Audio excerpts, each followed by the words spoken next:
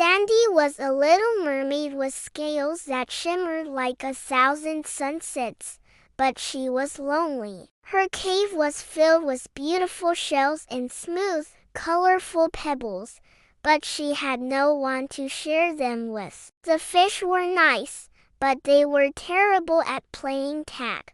One afternoon, a fierce storm churned the ocean above. Sandy watched from below as dark clouds swirled. When the storm finally passed, she swam up to the surface, her curious green eyes peeking above the waves.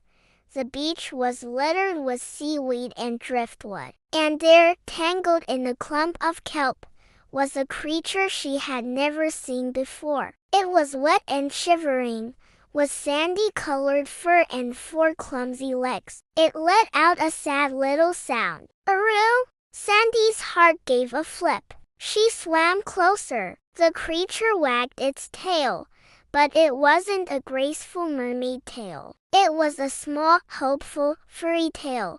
"Hello," Sandy said softly.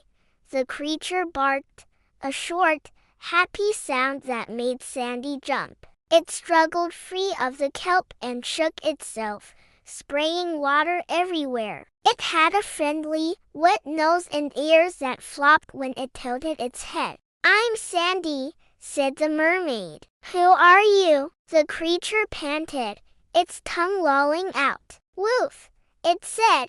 Sandy decided to call him Woof. She learned that Woof couldn't breathe underwater, and she couldn't walk on land. So they met every day at the water's edge. Sandy taught Woof how to find the prettiest shells. She would dive down and bring up a twisted conch or a pearly oyster, and Woof would dig in the wet sand with his paws, trying to find one for her. He wasn't very good at it, but he always found interesting, muddy sticks instead, which he seemed to think were just as wonderful. Woof taught Sandy new games. His favorite was fetch.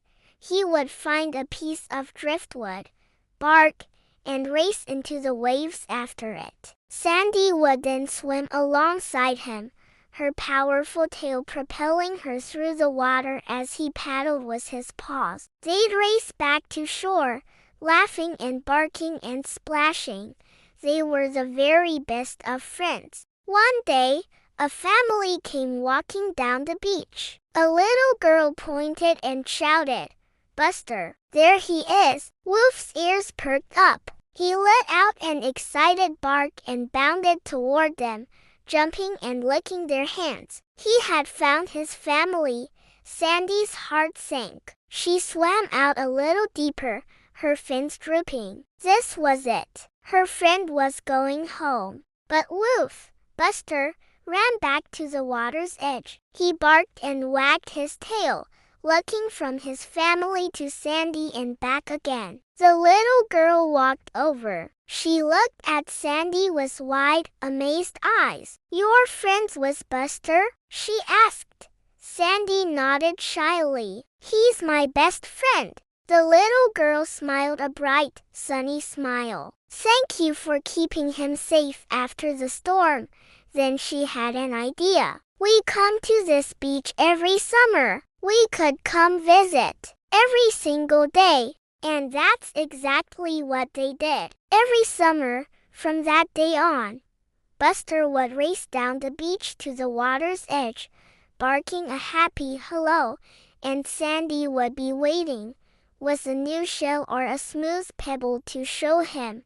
They learned that even though they were from different worlds, one of land and one of sea, the beach was a magical place where their friendship could bloom. And the very best friends are the ones who make your world bigger, even if they have a wagging tail and you have a shimmering fin. The end. Thank you for watching, and please don't forget to like, share, and subscribe.